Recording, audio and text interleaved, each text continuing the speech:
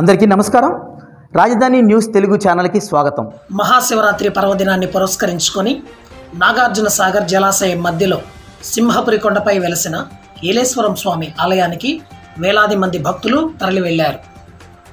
శ్రీశైల క్షేత్రానికి ఈశాన్య ద్వారంగా మహోన్నత దేవాలయంగా ప్రసిద్ధి చెందిన ఏలేశ్వరం స్వామి ఆలయంలో 2 తెలుగు రాష్ట్రాల భక్తులు ప్రత్యేక పూజలు నిర్వహించారు.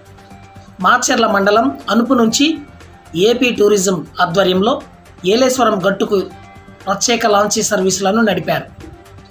పర్యాటక శాఖకు 2,70,000 రూపాయల ఆదాయం సమకూడింది.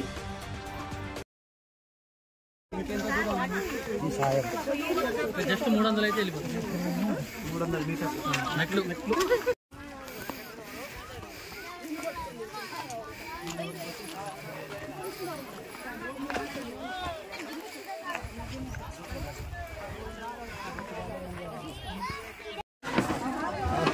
చంద్రవంక చిన్నరామస్వామి ఏలేశ్వరం అల్లేగట్టు దేవస్థాన ట్రస్ట్ వ్యవస్థాపకులుగా ఇక్కడ పనిచేస్తూ ఉన్నారు.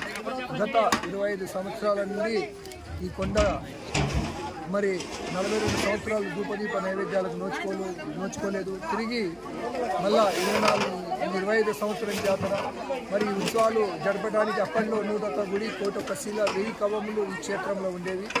మరి పురాతనంగా మరి విరాజిల్లుతున్నటువంటి ఈ క్షేత్రము మరి దక్షిణ కాశీగా మరి ఇక్కడ ఆది మానవుడు కూడా బయలుపడినటువంటి ప్రదేశం.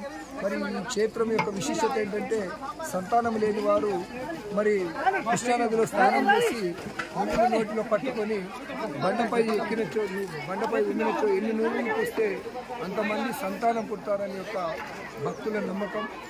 అందుకే ఈ క్షేత్రము మరి ఖచ్చితంగా సంతాన మల్లికార్జునుడు విరాజిల్లుతున్నాడు. మరి ఇక్కడికి వచ్చిన వాళ్ళు ఖచ్చితంగా సంతానము జరుగుతున్నది. కాబట్టి మరి ఇంత వేల సంఖ్యలో కూడా ఇక్కడ పబ్లిక్ భక్తులు వస్తున్నారంటే మరి అటువంటి విశిష్టత కలిగినటువంటి క్షేత్రము, 30 దేవతలు పాదం మోపినటువంటి క్షేత్రములో మేము కూడా పాదం మోపి వాళ్ళ యొక్క పాద యొక్క ధూళితోని మా యొక్క పాప విమోచన జరుగుతుందని చెప్పేసి అటువంటి ఆతృతతోని ఈ యొక్క భక్తులు ఇక్కడికి రావడం జరుగుతుంది.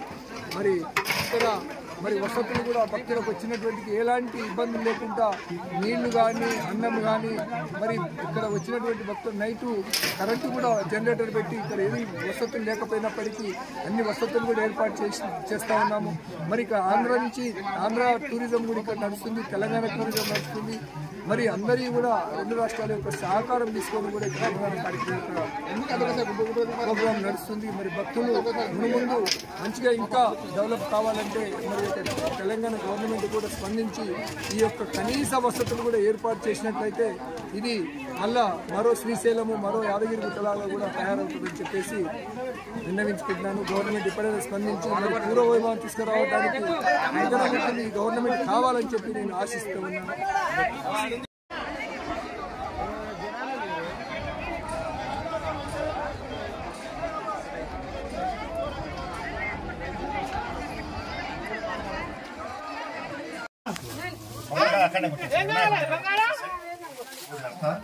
రావాలన్నా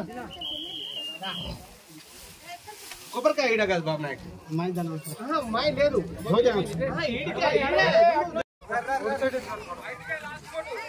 అరే బాబు పబ్లిక్ చాలా ఉన్నారా?